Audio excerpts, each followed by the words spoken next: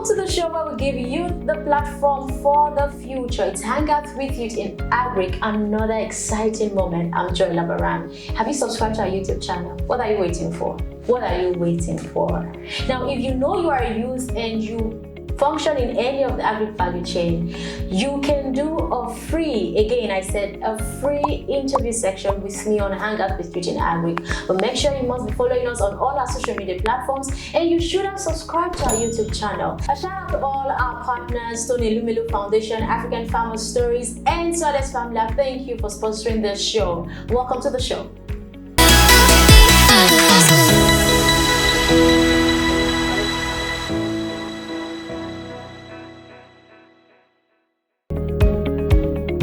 Welcome back. Now, today's episode of Hangout with Youth in Agric is spectacular. That is because this person on set with me, she's not. Are you producing anything? No. Okay, so she's not producing anything, but she is a youth and she functions in the media sector. So we call it agro media. So today we will be talking about communication in agriculture. So join me on set with Fumnanya Anastasia. Thank you very much for coming to the show. Thank you. You look beautiful. Thank you. Now, I can see that you are from the African Farmers Stories. Mm-hmm. Like I said before, they are one of our partners. It's so amazing to have you on the show. Thank you. Now, Fumnanya, tell me, what do you think agriculture would look like without communication? Okay, well, I feel like for every business, information is very paramount. Yeah. So just like agriculture, if information are not passed across every sector, every chain along the farming activities, then you cannot make the best out of the business. Because at the end of the day, you figure out that when you go to the villages and you meet rural farmers, some of them do not know about advanced way of farming. Some of them still practice the very old way of farming. So if they don't get this information, if you don't communicate with them, so like it's very key from the farmers to the producers to the to the marketers. Every information you need down to pass to the across. consumers. Yes. So I think every information is very key, because at the end of the day, you have to keep training people. Like everything evolves all the time, so you have to pass across this information, and you can only do that through communication. Now, what inspired you? You can communicate in all other aspects of life, but why did you choose agriculture? Well, I studied agricultural economics. Oh wow! Yes, Okay, I did. So when actually I really started doing something in the media space last year, March, during the lockdown.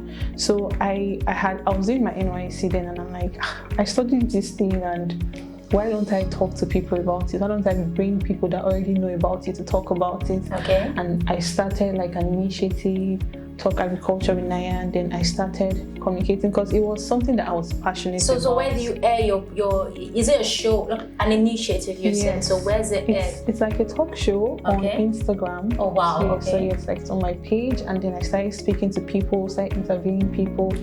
But then eventually I started working with the African Farmers Stories, because this was like broader. I was able to talk to people in other African countries. Okay. So it was just something I was passionate about. That's why I chose agriculture. Now, what role does agriculture play? Does communication play in agriculture? Now, I know that people would say technology is the future for agriculture, because agriculture has grown beyond the hoes and the cutlasses to something more sophisticated. Now, you can be in your house. You don't need to carry the hoes and the cutlasses. A tractor will do what you can do with your sweat.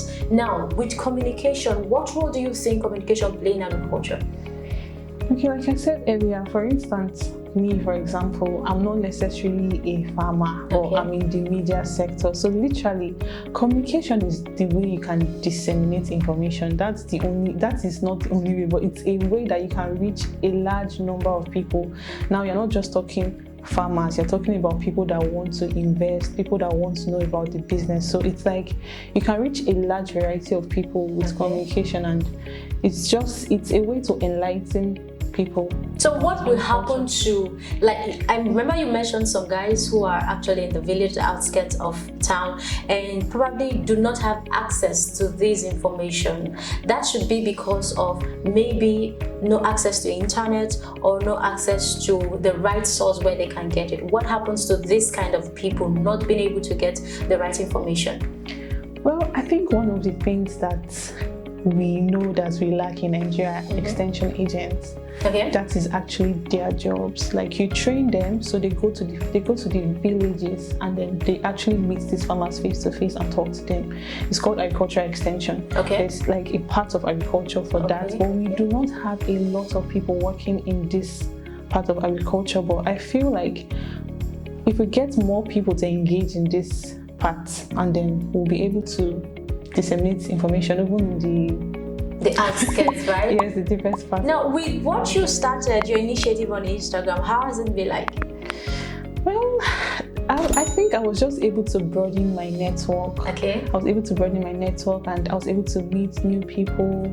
I was able to learn from these people. I was able to teach other people that did not know a lot of it. Some people reach out to me, like students, like, oh, I never thought that I could do anything after studying agriculture and everything. So I feel like it's just been, there are different things that, like, I feel like happened when I started this initiative, like communication with other people. Like, I learned a lot of things, people learn. So, and sometimes when I have to, maybe I'm talking to someone in agriculture and I'm like, oh, I started this initiative. So people go back and then they check like the videos and like, oh, okay, I actually learned a lot from this video. So, you know, when I tell people I work in an agri firm, I'm like, okay, so the next question is, what do you do? And I'm like, I'm a presenter.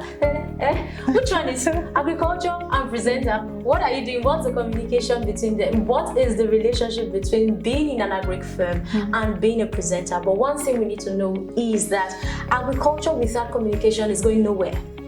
It's going nowhere. Communication is the key. Yes. And unlike those times where we have to now travel miles back, remember in those olden days, if you want to send a letter, you will travel and you will work. But now with our mobile devices, our smartphones, we can reach the world on Twitter, on Instagram, just like your initiative, on YouTube, on Facebook. Now this is making communication, most especially for agriculture, much more easier than we expect. Yeah. Let's take a short break. When we come back, the show continues. Don't go anywhere.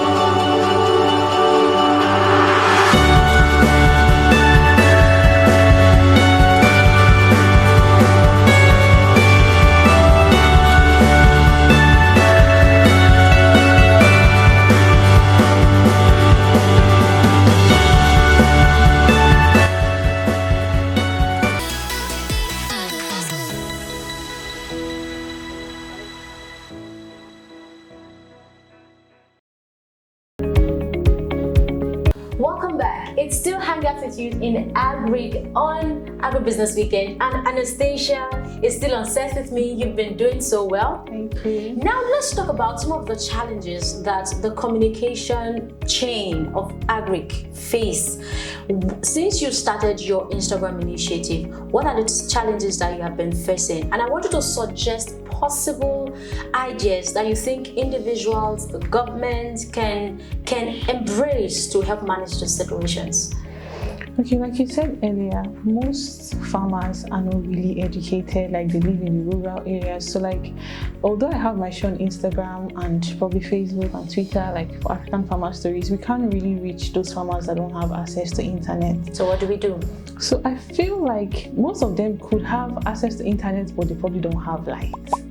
Some of them don't have airtime to like subscribe on their phones. What about people that don't have the smartphone? Exactly. Most of those are our fathers that when you give them a smartphone, they're like, hey, what is this? So yeah, so we don't have, okay, the funny thing is that you don't necessarily have to reach them through smartphones. You could use like radio, you know? Okay. So there are so many ways you could actually reach these farmers. So I'm not asking the government to buy the farmers the phone. Okay. But like basic amenities, like if they had electricity, the ones that have the phone will be able to charge their phone. And then I feel like network providers can partner with like the government, subsidize some of this, you know, tariff for the farmers too. So I feel like that would be a step forward, and trainings, like we cannot overemphasize. So do you also think that we should bring more agric shows on radio, because most of these farmers that are not internet inclined, most especially, they listen more to the radio? Yes. If you look at like research, it's most of the research that people have done in communication agriculture, you notice that most farmers listen to radio. That's their major source of getting information. So more shows about agriculture should be brought up on radio. Yes. On radio channels. Radio channels, TV, anyway, training, sending out people to meet them and talk to them. I feel like institutions, most especially for institutions that are interested in agriculture, they should be willing to go to these areas to enlighten them. Because I just feel some of these are banks, some of these are institutions that really want to do something about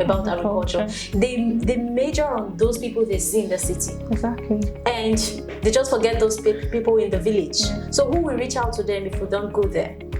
That's exactly why I feel like we should do more in this sector of agricultural extension. But in the past, I know that the federal government has been able to do some things. They started the Agricultural Development Project, ADP. I know about it in Edo State when it was running at a point. So they were able to reach a lot of farmers. And if you speak to these extension agents, you can tell that they'll tell you that these people actually adopted the process they were taught, and then they had higher yield during this period. So I feel like we should have more people doing that. We should have more extension agents reaching out to farmers. So let's have more people reaching out to farmers. Let's have more extension agents reaching out to farmers. This is coming from communicator Anastasia.